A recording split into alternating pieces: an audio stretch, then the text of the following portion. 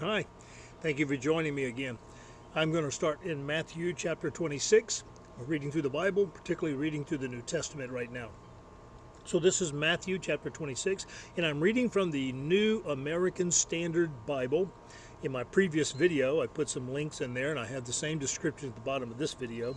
But just to show you, this particular version of the Bible is one that is one of my wife's personal Bibles, and it's called the Open Bible, and it's a particular version published by Thomas Nelson Publishers.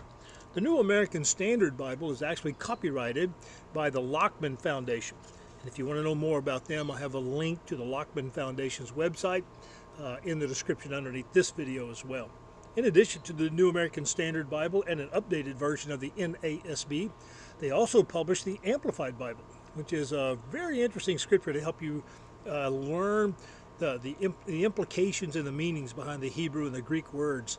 And it's all in English, so you don't have to know those languages, but it's a remarkable Bible as well. All right, let's begin. Matthew chapter 26, verse 1. Now this is a little bit of a lengthy chapter, about 75 verses to it, so it's a long one, so listen quick. And it came about that when Jesus had finished all these words, he said to his disciples, "You know that after 2 days the Passover is coming, and the Son of Man is to be delivered up for crucifixion." Then the chief priests and the elders of the people were gathered together in the court of the high priest named Caiaphas, and they plotted together to seize Jesus by stealth and kill him. But they were saying, "Not during the festival, lest a riot occur among the people."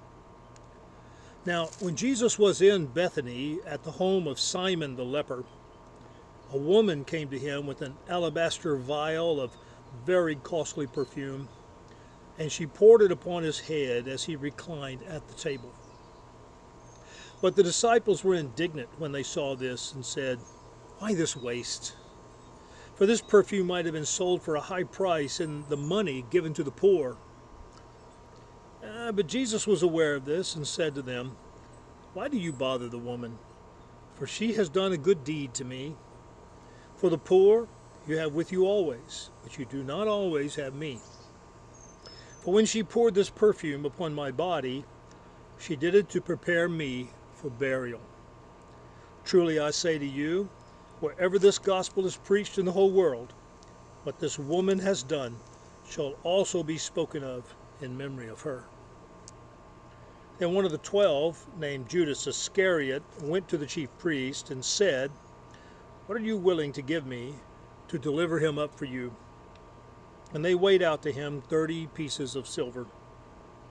And from then on, he began looking for a good opportunity to betray him.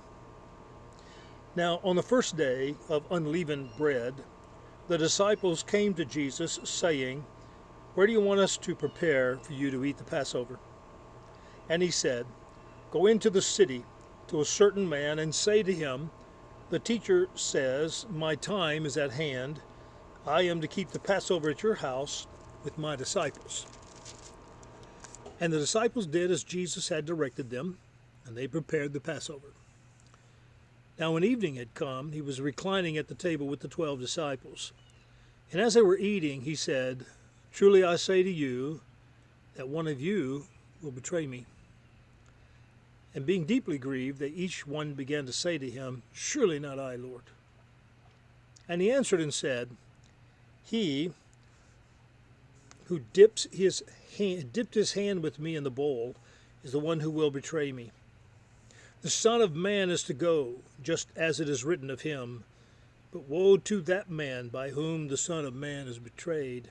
It would have been good for that man if he had not been born." And Judas, who was betraying him, answered and said, "Surely it's not I, Rabbi." And he said to him, "You have said it yourself." And while they were eating, Jesus took some bread, and after a blessing, he broke it and gave it to the disciples and said, "Take, eat. This is my body." And when he had taken a cup and given thanks, he gave it to them, saying, "Drink from it, all of you. For this is my blood of the covenant, which is poured out for many for forgiveness of sins. But I say to you, I will not drink of this fruit of the vine from now on until that day when I drink it new with you in my Father's kingdom. And after singing a hymn, nice loud car in the background. Yeah, the joys of sitting outside. And after singing a hymn, they went out to the Mount of Olives. Then Jesus said to them, "You will all fall away because of me this night, for it is written, I will strike down the shepherd, and the sheep of the flock shall be scattered. But after I have been raised, I will go before you to Galilee." But Peter answered and said to him, "Even though all may fall away because of you, I will never fall away." And Jesus said to him, "Truly I say to you that this very night, before a cock crows, you shall deny me 3 times. Peter said to him, "Even if I have to die with you, I will not deny you." All the disciples said the same thing too. Then Jesus came with them to a place called Gethsemane and said to his disciples, "Sit here while I go over there and pray." And he took with him Peter and the 2 sons of Zebedee and began to be grieved and distressed. Then he said to them, "My soul is deeply grieved to the point of death. Remain here and keep watch with me." And he went a little beyond them and fell on his face and prayed, saying, "My Father, if it is possible, let this cup pass from me. Yet not as I will, but as thou wilt." And he came to his disciples and found them sleeping, and said to Peter, "So you men could not keep watch with me for 1 hour? Keep watching and praying, that you may not enter into temptation. The spirit is willing, but the flesh is weak."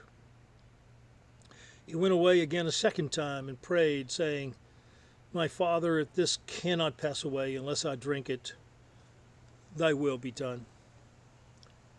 And again he came and found them sleeping, for their eyes were heavy. And he left them again and went away and prayed a third time, saying the same thing once more. Then he came to his disciples, and he said to them, "Are you still sleeping and taking your rest? Behold, the hour is at hand, and the Son of Man is being betrayed into the hands of sinners. Arise, let us be going. Behold, the one who betrays me is at hand." While he was still speaking, behold, Judas, one of the 12, came up, accompanied by a great multitude with swords and clubs from the chief priests and the elders of the people. Now he who was betraying him gave him a sign, saying, "Whomever I shall kiss, he is the one. Seize him." Immediately he went to Jesus and said, "Hail, Rabbi," and kissed him. And Jesus said to him, "Friend, do what you have come for." Then they came and laid hands on Jesus and seized him. And behold, one of those who were with Jesus reached and drew out his sword and struck the slave of the high priest and cut off his ear. Then Jesus said to him, "Put your sword back in its place, for all those who take up the sword shall perish by the sword. Or do you think that I cannot appeal to my Father, and he will at once put at my disposal more than 12 legions of angels? How then shall the scriptures be fulfilled, that it must happen this way?" At that time Jesus said to the multitudes, "Have you come out with swords and clubs to arrest me as against a robber? Every day I used to sit in the temple teaching, and you did not seize me. But all this has taken place, that the scriptures of the prophets may be fulfilled." Then all the disciples left him and fled. And those who had seized Jesus led him away to Caiaphas the high priest, where the scribes and the elders were gathered together. But Peter also was following him at a distance as far as the courtyard of the high priest, and entered in and sat down with the officers to see the outcome. Now the chief priest and the whole council kept trying to obtain false testimony against Jesus in order that they might put him to death. And they did not find any, even though many false witnesses came forward. But later on, 2 came forward and said, "This man stated, 'I am able to destroy the temple of God and to rebuild it in 3 days.' And the high priest stood up and said to him, 'Do you make no answer? What is it that these men are testifying against you?" But Jesus kept silent. And the high priest said to him, "I adjure you by the living God that you tell us whether you are the Christ, the Son of God." Jesus said to him, "You have said it yourself. Nevertheless, I tell you, hereafter you shall see the Son of Man sitting at the right hand of power and coming on the clouds of heaven." Then the high priest tore his robe, saying, "He has blasphemed. What further need do we have of witnesses?